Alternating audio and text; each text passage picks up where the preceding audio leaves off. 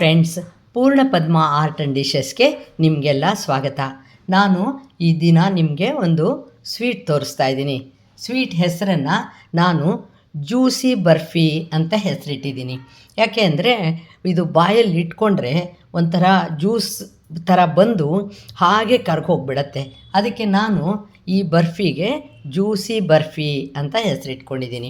ಇದಕ್ಕೆ ಸಾಮಗ್ರಿಗಳಂತೂ ತುಂಬ ಸಿಂಪಲ್ಲು ಮತ್ತು ಎಂಥವ್ರೂ ಸುಲಭವಾಗಿ ಮಾಡೋ ಅಂಥದ್ದು. ನೋಡಿ, ತುಪ್ಪ ಮಾಮೂಲಾಗಿ ಒಂದು ಅರ್ಧ ಬೌಲಷ್ಟು ಇಟ್ಕೊಂಡಿದ್ದೀನಿ. ಮತ್ತು ಗೋಧಿ ಹಿಟ್ಟು ಇಟ್ಕೊಂಡಿದ್ದೀನಿ. ಒಂದು ಸ್ಮಾಲ್ ಒಂದೇ ಸೈಜ್ ಬೌಲ್ ತೊಗೊಳ್ರಿ ನೀವು, ಆವಾಗ ಅದೇ ಥರ ಇಟ್ಕೊಳ್ಬೋದು. ಮತ್ತು ಹುರ್ಗಡ್ಲೆ ಅಂದರೆ ಉಂಡೆ ಕಡಲೆ ತೊಗೊಂಡಿದ್ದೀನಿ, ಗೋಡಂಬಿ ತೊಗೊಂಡಿದ್ದೀನಿ, ಯಾಲಕ್ಕಿ ಒಂದು 5-6 ಪೀಸು, ಕೊಬ್ಬರಿ ಪುಡಿ ಎಲ್ಲ ಕಡೆನೂ ಸಿಗುತ್ತೆ. ನೀವು ಕೂಡ ಕರಿದು ತೆಗೆದುಬಿಟ್ಟು ಹಾಗೆ ನೀವು ಪೌಡ್ರ್ ಥರ ಮಾಡಿಟ್ಕೊಂಡ್ರೆ ಎಷ್ಟೋದಕ್ಕೆ ನೀವು ಉಪಯೋಗಿಸ್ಬೋದು. ಮತ್ತು ಮಿಲ್ಕ್ ಪೌಡರು, ನಾನು ನೆಸ್ಲೆ ಕಂಪ್ನಿದು ಮಿಲ್ಕ್ ಪೌಡ್ರ್ ತೊಗೊಂಡಿದ್ದೀನಿ. ಮತ್ತು 1.5 ಬೌಲಷ್ಟು ಇದೆಲ್ಲ ತೊಗೊಂಡಲ್ವ, ಅದರ 1.5 ಬೌಲಷ್ಟು ನಾನು ಸಕ್ಕರೆ ತೊಗೊಂಡಿದ್ದೀನಿ. ನೀವು ಬೆಲ್ಲ ಬೇಕಾದರೂ ಹಾಕ್ಕೊಳ್ಬೋದು. ನೋಡಿ, ತುಪ್ಪ, ಗೋಧಿ ಹಿಟ್ಟು, ಹುರ್ಗಡ್ಲೆ, ಗೋಡಂಬಿ, ಸಕ್ಕರೆ, ಮಿಲ್ಕ್ ಪೌಡರು, ಕೊಬ್ಬರಿ ಪುಡಿ, ಯಾಲಕ್ಕಿ, ಇಷ್ಟು ಸಾಮಗ್ರಿ ಇದ್ದರೆ ನೀವು ಸುಲಭವಾಗಿ ಈ ಜ್ಯೂಸಿ ಬರ್ಫಿನ ರೆಡಿ ಮಾಡ್ಕೋಬೋದು. ಮೊದಲು ನೀವು ಹುರ್ಗಡ್ಲೆ ಇತ್ತಲ್ಲ, ಹುರ್ಗಡ್ಲೆ, ಸಕ್ಕರೆ, ಯಾಲಕ್ಕಿ ಇದಿಷ್ಟನ್ನು ನೀವು ಮಿಕ್ಸರ್ ಜಾರ್ಗೆ ಹಾಕಿಬಿಟ್ಟು ಆದಷ್ಟು ನುಣ್ಣಗೆ ಪೌಡ್ರ್ ಮಾಡ್ಕೊಂಡ್ಬಿಡಿ.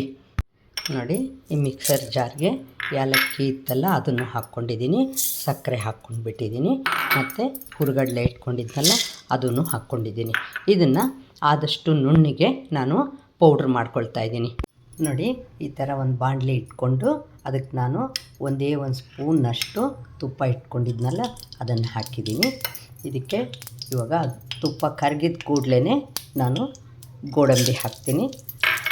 ನೀವು ಪಿಸ್ತಾ ಯಾವ ಇದು ಬೇಕಾದ್ರೂ ಡ್ರೈ ಫ್ರೂಟ್ಸೂ ನೀವು ಹಾಕ್ಕೊಳ್ಬೋದು ಇದಕ್ಕೆ. ಇದು ನೋಡಿ, ಈ ಥರ ಸ್ವಲ್ಪ ಹೀಗೆ ಹುರ್ಕೊಳ್ತಾ ಇರ್ತೀರಲ್ವ, ಇದನ್ನು ಕೆಂಪಾದಮೇಲೆ ಅಂದರೆ ಒಂಥರ ಗೋಲ್ಡನ್ ಕಲರ್ ಬಂದಮೇಲೆ ತೆಗೆದಿಟ್ಕೊಂಡು ಇದೇ ಬಾಣಲಿಯಲ್ಲಿ ನಾನು ಈ ಗೋಧಿ ಹಿಟ್ಟಿತ್ತಲ್ಲ ಅದನ್ನು ಕೂಡ ಸ್ವಲ್ಪ ಕೆಂಪಾಗೋ ಹಾಗೆ ಹುರಿದಿಟ್ಕೊಳ್ತೀನಿ.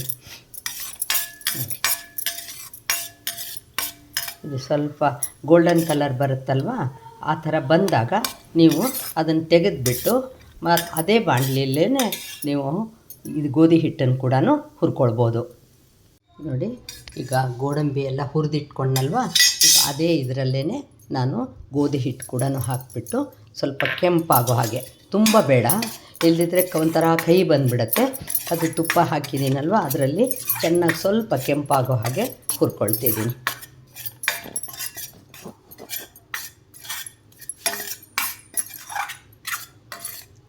ಒಂದು ಸ್ವಲ್ಪ ಹಸಿ ವಾಸನೆ ಹೋಗಿದ್ರೆ ಸಾಕು. ಇದು ತುಪ್ಪನೂ ಜಾಸ್ತಿ ಖರ್ಚಾಗಲ್ಲ. ಸಾಧಾರಣ ಸ್ವೀಟ್ ಅಂದರೆ ತುಂಬ ತುಪ್ಪ ಎಲ್ಲ ಆಗುತ್ತಲ್ವ, ಇದಕ್ಕೆ ಆ ಥರ ಎಲ್ಲ ಏನೂ ಬೇಡ. ನೋಡಿ,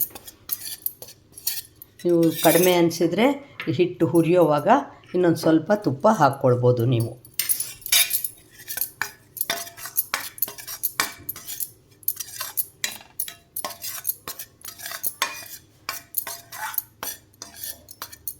ಇವಾಗ ನಾನು ಇದಕ್ಕೆ ಕೊಬ್ಬರಿ ಪುಡಿ ಹಾಕ್ಕೊಂಡು ಬಿಡ್ತಾಯಿದ್ದೀನಿ.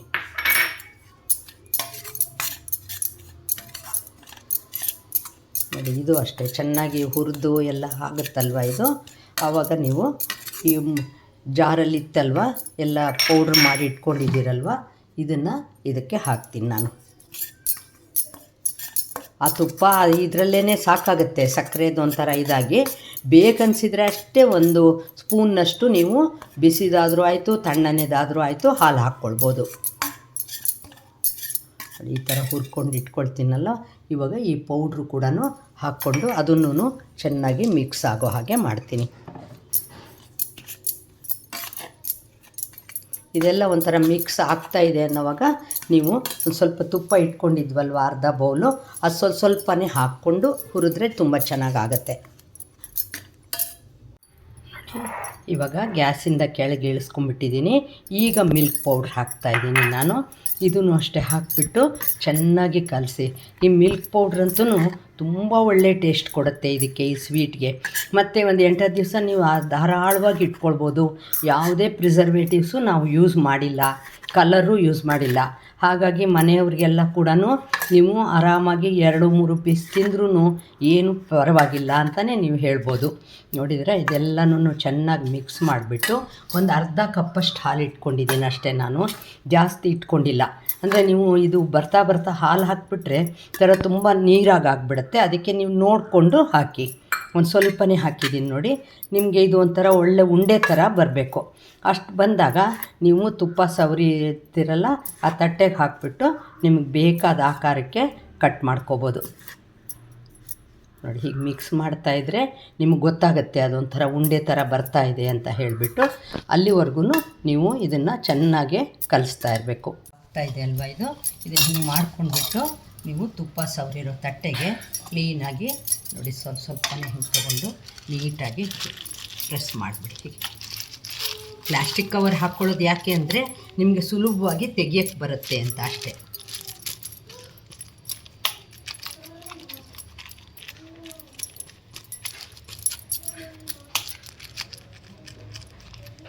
ತುಂಬ ಚೆನ್ನಾಗಿರುತ್ತೆ. ಬಾಯಲ್ಲಿ ಇಟ್ಕೊಂಡ್ರೆ ಒಂಥರ ಕರ್ಗು ಹೋಗೋಂಗಾಗತ್ತೆ. ಅದಕ್ಕೆ ನಾನು ಇದಕ್ಕೆ ಜ್ಯೂಸಿ ಬರ್ಫಿ ಅಂತ ಹೆಸರಿಟ್ಟಿದ್ದೀನಿ.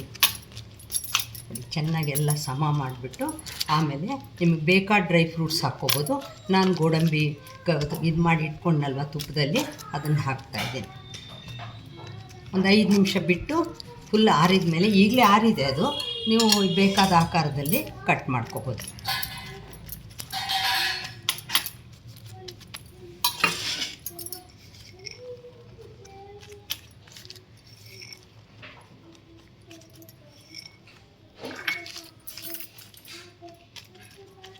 ಚೆನ್ನಾಗಿ ಪ್ರೆಸ್ ಮಾಡಿದರೆ ಅದು ಹಾಗೆ ಅಂಟ್ಕೊಂಡಿರುತ್ತೆ. ನೋಡಿದರೆ ಎಷ್ಟು ಸುಲಭವಾಗಿ. ಎಂಥವ್ರೂ ಸ್ವೀಟು ಅಂದರೆ ಕೆಡುತ್ತೆ ಅಂತ ಹೇಳ್ತಾರಲ್ವ, ಯಾವ ಥರನೂ ಕೆಡೋ ಮಾತೇ ಇಲ್ಲ ಇದು. ನಿಮ್ಗೆ ತೀರಾ ಈ ಥರ ಬರ್ಫಿ ಬರದೆ ಹೋದರೆ ನೀವು ಉಂಡೆ ಥರ, ಇಲ್ಲಾದರೆ ಪೇಡ ಥರ ಎಲ್ಲ ಕೂಡ ನೀವು ಶೇಪನ್ನು ಕೊಟ್ಕೋಬೋದು. ನೋಡಿ, ಈ ಥರ ಸ್ವಲ್ಪ ಒಂದು 5 ನಿಮಿಷ ಆರಕ್ಕೆ ಬಿಟ್ಬಿಟ್ಟು ಬೇರೆ ತಟ್ಟೆಗೆ ಬೋರ್ಲ್ ಹಾಕ್ತೀನಿ ಕಟ್ ಮಾಡಿಬಿಟ್ಟು. ಅಲ್ಲಿಗೆ ನಿಮ್ಮ ಜ್ಯೂಸಿ ಬರ್ಫಿ ರೆಡಿ ಆಯಿತು. ನೋಡಿದ್ರೆ ಸುಲಭವಾಗಿ ತೋರಿಸಿದ್ದೀನಿ. ಈ ಸ್ವೀಟನ್ನು ನೀವು ಈ ಹಬ್ಬದ ಸೀಸನ್ನಲ್ಲಿ ಮಾಡ್ತೀರಾ ಅಂತ ಅಂದ್ಕೊಂಡಿದ್ದೀನಿ. ಇನ್ನೂ ತನಕ ನನ್ನ ಚಾನಲ್ಗೆ ಸಬ್ಸ್ಕ್ರೈಬ್ ಮಾಡ್ಕೊಳ್ಳದೆ ಹೋದರೆ ಸಬ್ಸ್ಕ್ರೈಬ್ ಮಾಡ್ಕೊಳ್ಳಿ. ಲೈಕ್, ಶೇರ್, ಕಾಮೆಂಟ್ ಮಾಡೋದು ಮರಿಬೇಡಿ. ಇದೇ ವಿಡಿಯೋನ ಫೇಸ್ಬುಕ್ಕು ಮತ್ತು ಇನ್ಸ್ಟಾಗ್ರಾಮ್ನಲ್ಲೂ ಅಪ್ಲೋಡ್ ಮಾಡ್ತೀನಿ.